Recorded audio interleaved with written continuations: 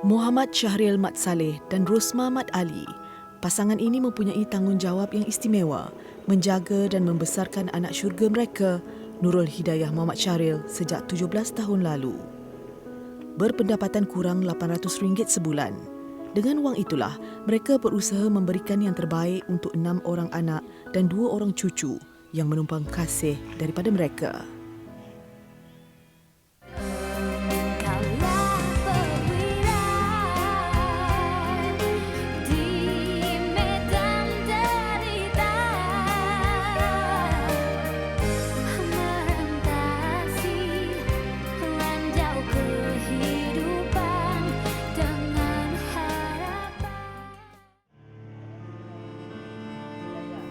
Tengkera Melaka.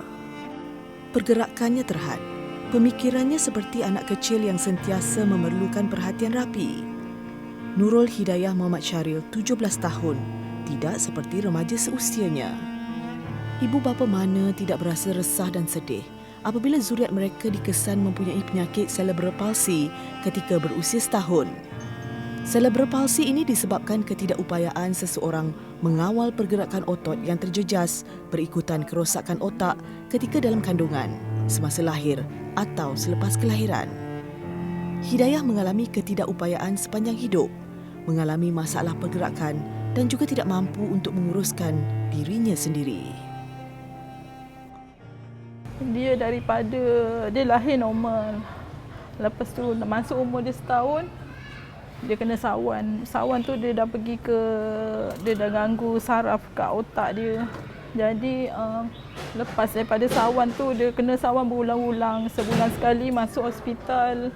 Lepas tu sampai umur 14 tahun baru sawan tu berhenti.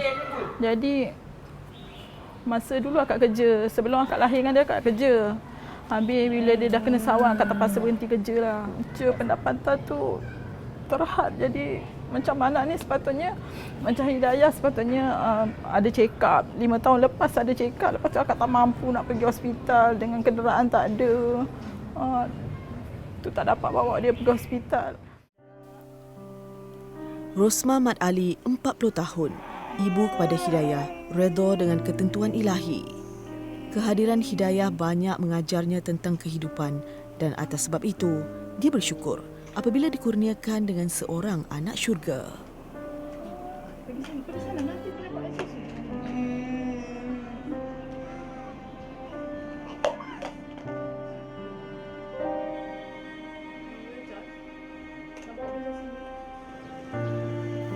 Selain Hidayah, Rosmah juga mempunyai 6 lagi cahaya mata berusia dari 5 hingga ke 20 tahun.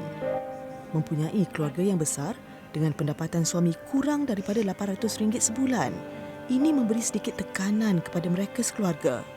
4 daripada 7 cahaya matanya masih lagi di bangku sekolah.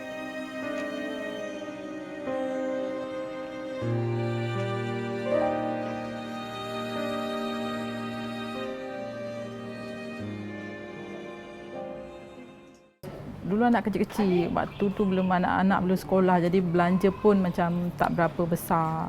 Cuma susu, pampers. Habis ni sekarang semua dah sekolah. Belanja pun besar, nak belanja sekolah, nak baju sekolah, nak apa semua. Tu yang buat macam makin hari kira pendapatan suami tu macam tak cukup lah. Kak ada juga pergi kerja-kerja, kadang kamar-kamar rumah orang ada dululah, kamar-kamar rumah orang, dapatlah tambah sikit-sikit. Itu pun bila anak dah membesar tu macam tak cukup lah. Suami bawa beca pun kadang kalau ada rezeki lebih, alhamdulillah ada. Kadang tak ada langsung. Ada kalanya, keluarga ini perlu mengikat perut sementara menunggu duit bantuan. Mereka menerima RM400 sebulan daripada Jabatan Kebajikan Masyarakat dan RM200 sebulan daripada Majlis Agama Islam Melaka.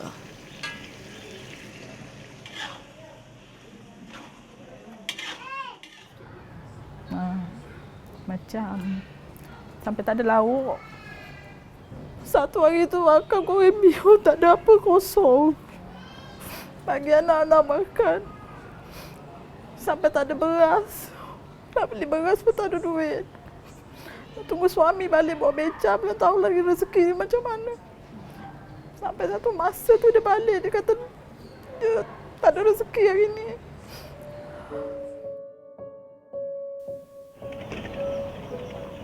Muhammad Syahril Mat Saleh, 41 tahun, tonggak keluarga ini.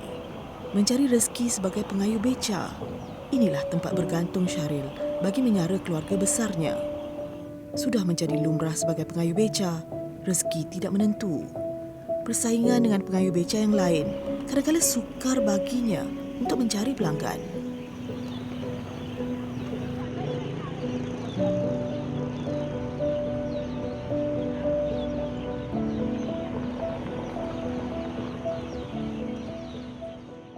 Buat beca dah 20 tahun lah.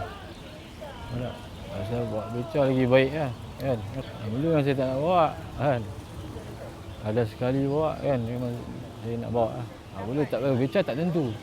Kadang ada lebih, kadang ada kurang kan. Kadang pergi tak ada pun ada. Beca bayar minggu-minggu lah. Kadang tengok RM80 ke 100 kan. Kalau tak bayar nanti dia tarik kan. Oh sekarang beca banyak. Tak macam dulu kan. Pelan-pelan lah, kena cari pelan-pelan, insya-Allah rezeki ada. Kan? Ada masing-masing kena pandai cerita lah kalau kita nak bawa ni. Kan? Kalau tak pandai cerita, kalau pandai cerita dapat lah bawa lebih kan. Cerita. Kadang-kadang saya bawa satu trip ke. Satu trip saya bawa sampai 3-4 jam. Ada. 3-4 jam saya bawa, saya balik lah.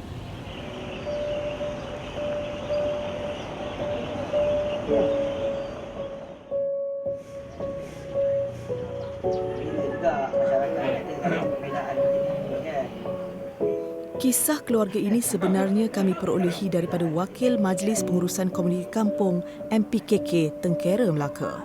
Bagi mereka, keluarga ini selayaknya dibantu atas beberapa faktor.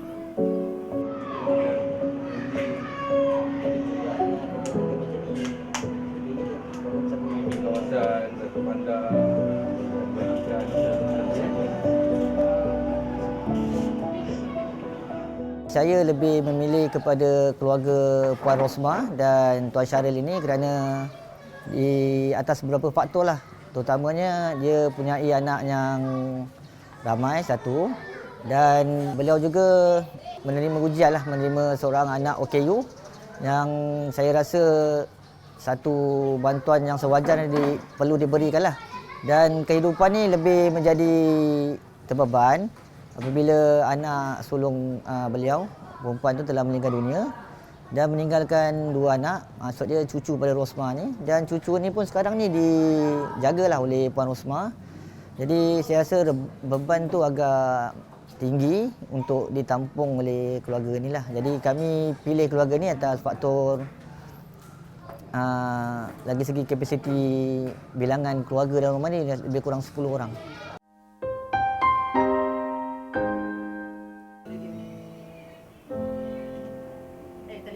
Hati ibu mana yang tidak luluh? Tak kala anak sulung yang dilahirkan dan membesar di depan mata akhirnya pergi buat selama-lamanya.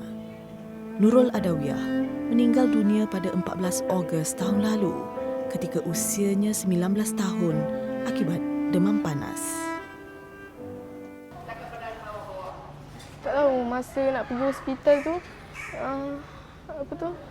adik dah sempat lawat tapi orang tak sempat lawat. Jadi masa dia sakit, orang langsung tak dapat tengok dia. Rasa sedih lah, kejap-kejap kadang-kadang. Kalau demam, kadang-kadang menangis seorang-seorang kat situ. Jadi semasa menghembuskan nafas terakhir, Adawiyah turut sama meninggalkan 2 cahaya mata, iaitu Kasih Nia Umairah 5 tahun dan Kasih Nur Ulia 1 tahun. Adawiyah, anak yang dahulunya banyak membantu keuangan keluarga. Perginya dia memberi kesan buat Rosmah dan Syahril. Kini, kasih sayang dicurahkan kepada 2 orang anak Adawiyah yang ditinggalkan sebagai amanah dunia akhirat. Masa umur dia 17 tahun tu dia dah mula kerja, dia dah kerja. Lepas tu dia dapat bantu, kira alhamdulillah lah lega sikit. Lepas tu start yang dia sakit, dia demam sampai dia pergi tu. Tu akak tak boleh terima lah dia dah pergi. Bila dia dah pergi, tu cucu tu ibarat ganti dia lah. Akak jaga. Kira amanah dia tinggalkan anak 2 orang ni untuk akak jagalah. Dia bukan anak cucu ni bukan beban. Tapi sebab kita keluarga besar. Keluarga besar, lepas tu dengan pendapatan yang tak cukup. Ada masa tu pampers tak ada, susu pun terputus macam itu. Dengan bapak dia pun tak tahu pergi mana, tinggalkan anak macam gitu je. Tak ada bagi duit ke, pampers ke, tak ada. Tidak mahu lari daripada kenyataan hidup, Rosmah kembali bangkit. Kini tanggungjawab yang besar tergalas di bahunya. Namun, perbelanjaan keluarga semakin hari semakin bertambah. Selain menjaga Hidayah, perhatian juga ditumpukan buat 2 orang cucu peninggalan anak sulungnya.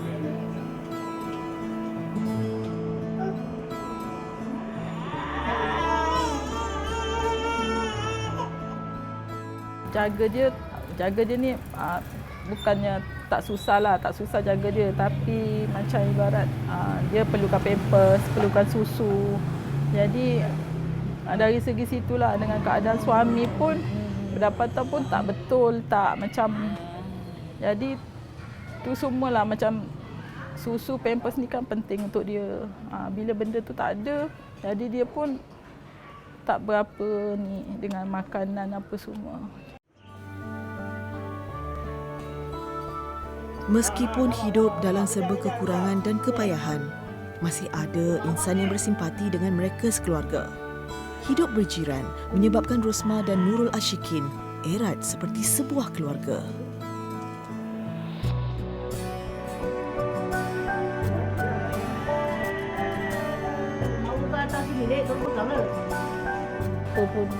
Kalau dia pergi kerja kan, saya tolong anak-anak dia. Kalau anak dia yang sekolah menengah tu, saya ambil balik sekali dengan anak saya kan. Lepas tu, Papa tengok je lah budak-budak dia kat sini je, selalu kat sini je. Main-main semua apa semua. Macam tu lah kita orang. Sama-sama pergi sana sini semua sama-sama. Kita ni nak tolong duit tak boleh. Tolong keringat apa yang boleh buat. Macam tolong sana ke sini ke, tolong tengok ke. Itu dia boleh buat. Sama susah kan. Memang teruk ada nak beli susuan cucu, dengan anak free, pampers apa semua. Dia seorang bekerja. Suami dia kan bawa beca kan tak cukup. Kadang-kadang ada, kadang tak ada. Dia yang menanggung anak sekolah pun kan. Sama orang cakap, okey, budak kayu dapat bantuan sana sini. Padahal tak ada pun macam raya.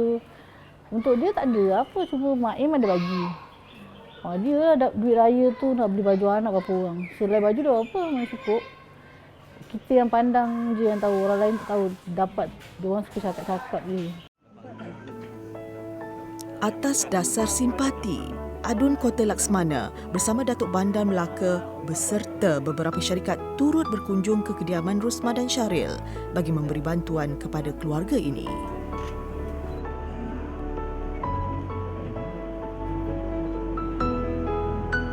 Nombor 3, 17 berapa?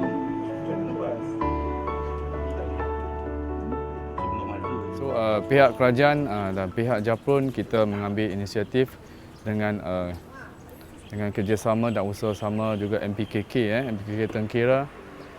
Kita telah menyediakan dari Syarikat Air Melaka menyediakan sebuah kerusi roda yang khas untuk anak perempuan yang berumur 17 tahun. Dan pihak saya bersama dengan MBMB, kita menyediakan sebuah beca sebagai punca sara hidup untuk keluarga ini. Pihak saya akan cuba sedaya upaya untuk membantu mereka. Kerana Kerajaan Negeri Melaka, kita tidak akan melepas pandang kepada keluarga-keluarga yang bernasib tidak baik.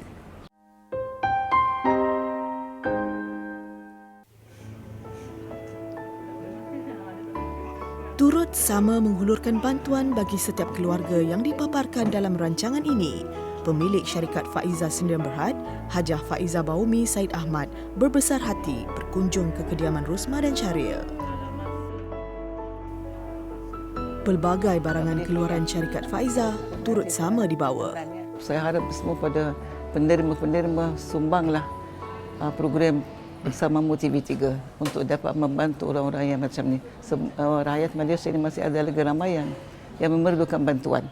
Jadi kalau boleh, memang saya harapkan bantulah. Orang pun tanya saya kenapa sampai 16 tahun ni masih lagi bersamamu. Saya kata niat saya dari awal meniaga lagi, saya kata saya nak bantu. Jadi mudah-mudahan Allah beri saya sihat, panjang umur, insya-Allah kita sentiasa akan bantu. Sebab yang sebenarnya bantuan yang kita bagi ni bukan daripada saya sendiri, tak, daripada orang ramai. Sebab orang ramai yang membeli semua produk Faizah dapat pahala, dapat menyumbang program Bersamamu. Sebab kita banyak barang, kita pun insya-Allah akan datang ada lagi barang yang baru. Tiap-tiap setahun kita ada keluar barang baru. Jadi bila keluar baru, yang sebenarnya kita jaga kualiti untuk rakyat Malaysia yang membeli produk kita, halal dan tayyiban dan harga berpatutan. Servis pun kita alhamdulillah servis selama ini membaiklah. Jadi insya-Allah selagi ramai membeli, selagi itulah kita banyak membantu. Tugas mencari rezeki bagi menyara keluarga terletak di bahu suami. Dia sedar melakukan satu pekerjaan tidak mencukupi. Biarpun hanya mampu melakukan kerja-kerja kampung dan upah yang tidak seberapa, Syahril tiada pilihan. Selagi ada pekerjaan yang halal dan mendatangkan pendapatan sampingan, dia sanggup lakukan. Bila kita dapat daripada JKM ke, dari MAIM ke, kita macam bersyukurlah, lega sikit. Sekurang-kurangnya walaupun tak boleh nak ni kita satu ni semua kadang tak cukup ke apa, sekurang-kurangnya benda tu dapatlah ringankan beban sikit. Sekurang-kurangnya suami tu tak adalah nak kerja sana kerja sini nak mencari rezeki untuk anak-anak. Bila kita kata kita dah dapat bantuan ni, kalau dia kayu beca pun dah ringankan beban sikit lah. Ada duit belanja semua.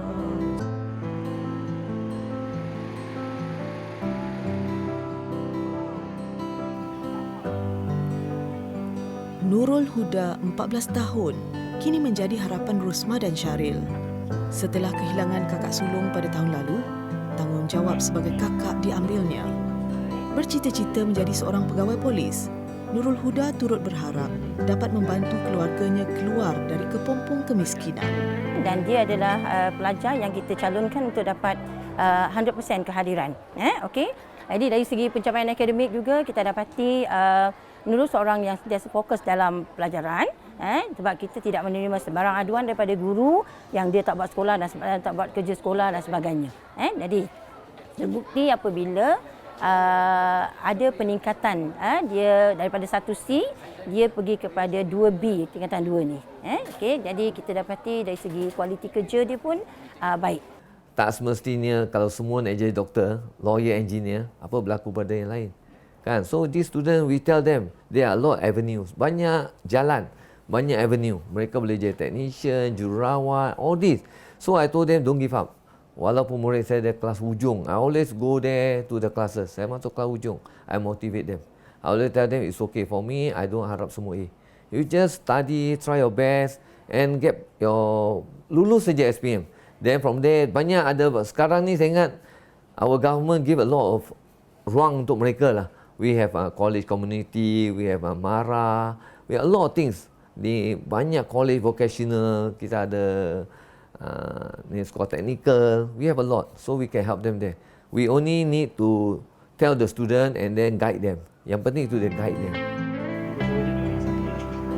Berusaha menyantuni setiap keluarga yang memerlukan, pihak Majlis Agama Islam Melaka tidak putus-putus memberikan perhatian kepada keluarga ini.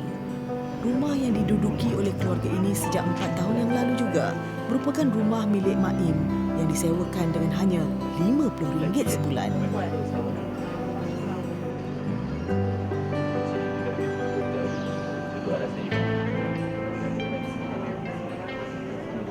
Kita juga sering menerima permohonan-permohonan bantuan daripada beliau sekiranya menerima makluman sekiranya tak dapat bantuan-bantuan kecemasan seperti untuk membayar bil utility. Beberapa juga bantuan-bantuan kecemasan telah kita salurkan kepada beliau sekeluarga kerana mengambil keprihatinan kerana menjaga anaknya yang OKU dan terpaksa menjaga 2 orang cucu. Jadinya atas prihatin tersebut, kita mengekalkan bantuan dia sejak daripada tahun 2013 sehinggalah sekarang ini. Tapi sejak dah pindah ke sini, alhamdulillah sikitlah macam Mak Im pun ada bantu. Ada dapat makanan bulanan semua. Kira alhamdulillah lah. Tapi masih tak mencukupi lah dengan sekarang. Dengan anak pun dah tak ada. Habis dia tinggalkan anak dia 2 orang. Jadi akak kena jaga tu semua dengan anak macam ni.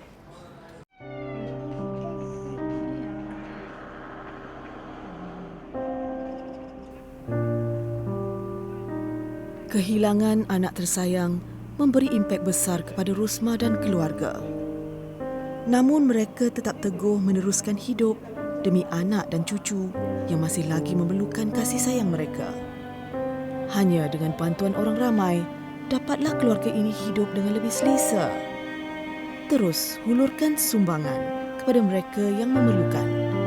Hulurkan tangan, ringankan beban.